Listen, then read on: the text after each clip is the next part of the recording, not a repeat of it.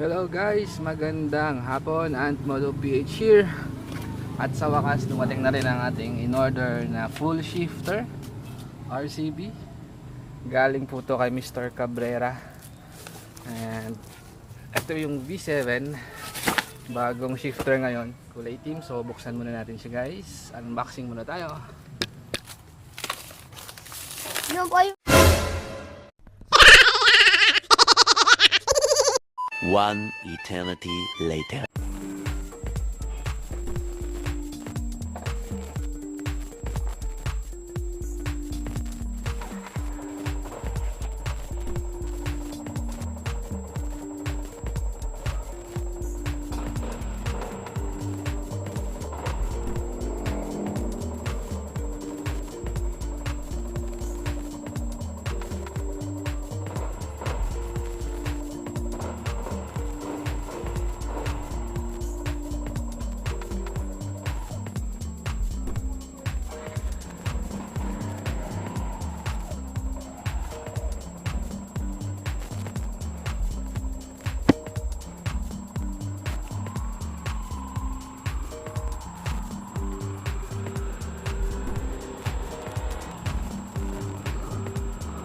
Hello guys, good afternoon. Ant Moto PH here.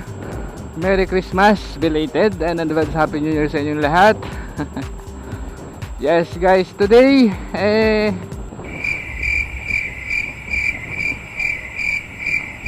guys, gagawan ko ng review itong ating nabiling RCB V7 full shifter. Yes guys, naka full shifter na po ako. Pasensya na at hindi ko na ipakita sa inyo yung pagkabit, no, dahil gabi ko kasi ito kinabit guys, medyo madilim na yung camera, kaya gagawan ko na lang siya ng review ngayon.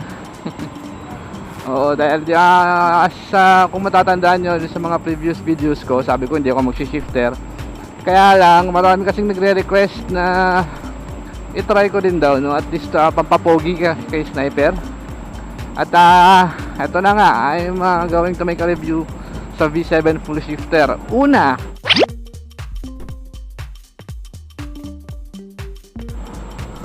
nakakangalay ba siya? Ang sagot ko dyan mga paps, hindi po nakakangalay, no? Yung sinasabi na nakakangalay, ewan ko kung bakit, pero para sa akin okay naman siya. Ay, comfortable naman siya gamitin. Hindi naman siya nakakangalay. Okay naman. So far so good. Sa number 1 natin na nakakangalay ba o hindi. Hindi po siya nakakangalay. Actually comfortable na comfortable nga ako no? Kaya lang medyo nag-adjust pa ako dahil nasanay ako sa stock. Yung foot peg medyo nasa taas na, kaya medyo kinakapa ko pa yung cambio. Okay, so number 2.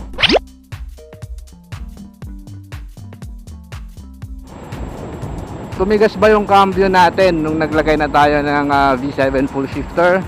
Ang sagot dyan mga paps, oo, medyo slight lang naman, tumigas siya ng konti.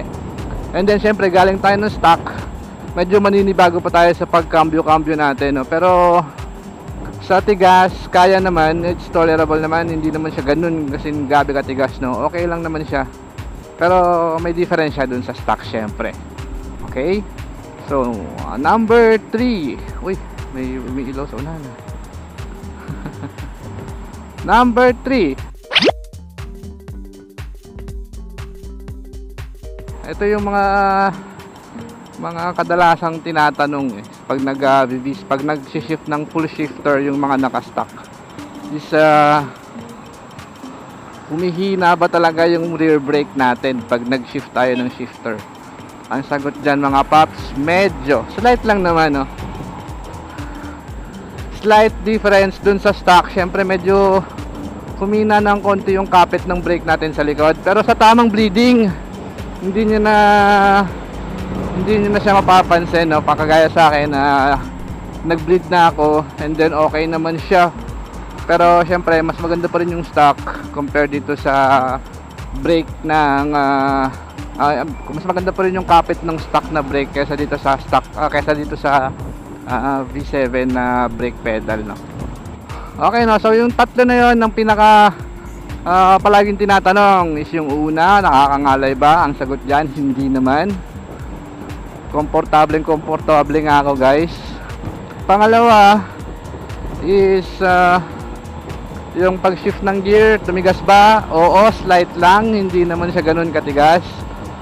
And then pangatlo, kung humina ba yung preno? Yes, medyo humina lang konti compared sa stock, pero tamang bleeding lang, okay na yan guys. So yung tatlo na yun guys, yung aking main point dito sa vlog na to. So I haven't tried this yet sa long ride, pero sa tingin ko komportable naman ako. Hindi naman ako mangangalay nito, kagaya na sinasabi na nakakangalay pag long ride, okay? So bakit ako nag V7 full shifter? Unang-una, request nyo guys, no? Request ng mga subscriber, no? And then pangalawa, dagdag pogi na rin kay sniper natin. Poging-pogi na si sniper natin, naka V7 full shifter na siya, no? Mas lalong pumorma, no? So ito guys, tingnan nyo yung V7 na nakakabit kay sniper.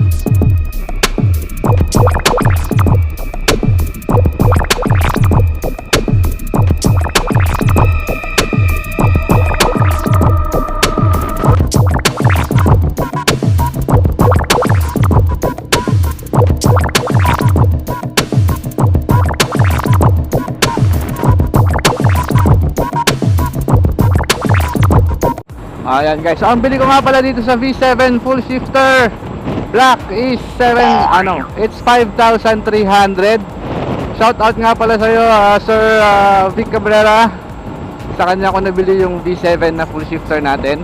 5,300 plus shipping, syempre umabot siya ng 5,600. And then saglit lang dumating to guys mga 1 week, wala pa yatang 1 week, 6 days I think, dumating na tong shifter natin, no? So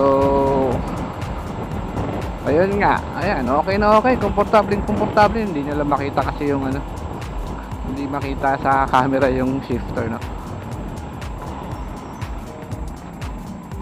Ayan, no? So yung pag magbe-brake ako guys, dahil medyo humina nga ng konti yung brake natin sa rear, sinasabayan ko na rin din ng front brake kung yung mga brake talaga na kailangan na brake. Pero kung yung normal lang naman na preno, kaya naman ng rear brake natin okay. So ayan, nandito na ulit ako sa Surigao City. Medyo matagal ako nawala. Alam ko sa mga subscribers natin ay nahanap na tayo. Pasensya na guys, syempre galing ako sa trabaho, pauwi ko lang ng Pilipinas. At ito naman babawi ako sa inyo, no? So after this video guys ng ating shifter, abangan nyo yung natin guys, Asio Mags, no? Hindi ko pa siya kinakabit, kailangan ko kasi ng medyo malapad-lapad na gulong, so for now ito lang muna yung gagawin natin ng review, itong V7. Again, recap, V7 full shifter black. Ito yung na-fold na yung brake pedal, pero tinanggal ko na rin kasi yung aking kickstart. O kasi sala siya guys, sala siya dun sa nut, tumatama yung kickstart ng nut, kaya tinanggal ko na lang din siya. So recap tayo, V7 5,300 ang bili ko dito. Nakakangalay? Hindi. Medyo matigas ang pag-shift ng gear, slight lang, and medyo humina yung preno.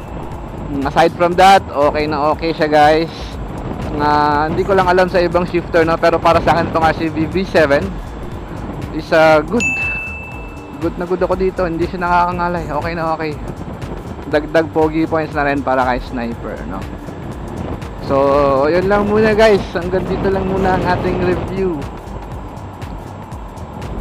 O siya nga pala, sa installation nito, pwede nyo nang gawin ng sarili nyo, DIY, kayang kaya nyo nang gawin yan guys. Ang ano lang is medyo nakakalito konti yung mga bolt. Oo, medyo natagalan ako dun sa bolt. Kaya inabot na ako ng siguro mga hanggang alas 11 na yun. Oh, andyan pa yung mga chikiting ko nanggugulo. Kaya wala, natagalan ako dun sa pagkabit nito. Kaya hindi ko na rin na-record, no? Pasensya na guys, no? Pero sa tingin ko, kayang-kaya nyo naman yan. Marami ng mga tutorial videos sa mga installation ng ating V7 sa mga rear set, no? So ayun, so ulit shoutout nga pala sa iyo Sir Vic Cabrera. Thank you very much sa V7. Hindi po siya libre, na binili ko po siya ng 5,300 pesos plus shipping na 300, kaya umabot siya ng 5,600. And then ayun na nga. Uy, anong meron sa unahan? So right now, kung mapapansin nyo guys, medyo maulap dito sa amin sa Surigao City. Medyo maulan. Buti nga ngayon at hindi pumatak si rain. Makapag-rides tayo ng konti, makagawa ng review para sa ating V7. Matagal na to sa aking V7 guys, 5 days na, at ngayon ko lang siya nagawa ng review.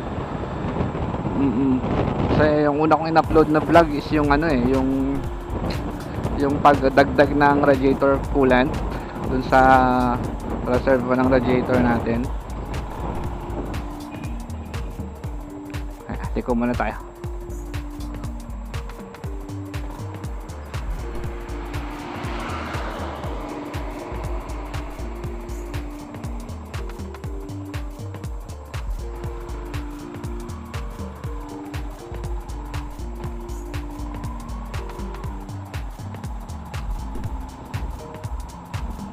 So hanggang dito na lang muna guys ang ating vlog. Magandang hapon ulit sa inyong lahat. Advance Merry Christmas. Belated Merry Christmas and advance Happy New Year sa inyo. Ayan guys, rear brake yung gamit kong preno. And okay naman, slight. So sa mga nagbabalak mag shifter dyan is para sa akin okay siya. Medyo may kamahalan lang kasi 5,300 yung isang full shifter na V7, pero okay naman, dagdag pogi sa sniper nyo. And then mas komportable ako ngayon sa posisyon ng paa ko, no? Hindi naman siya nakakangalay.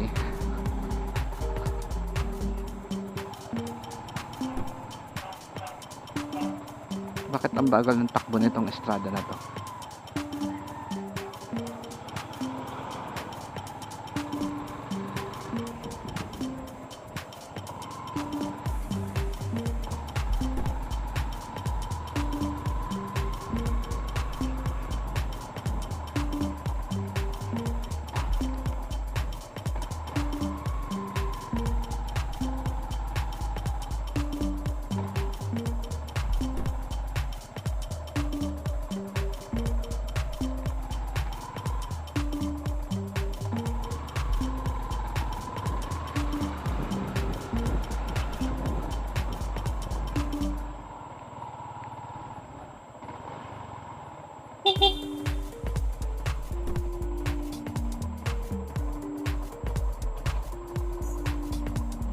Kaya mapapansin nyo guys, medyo nahihirapan akong hanapin yung neutral, no?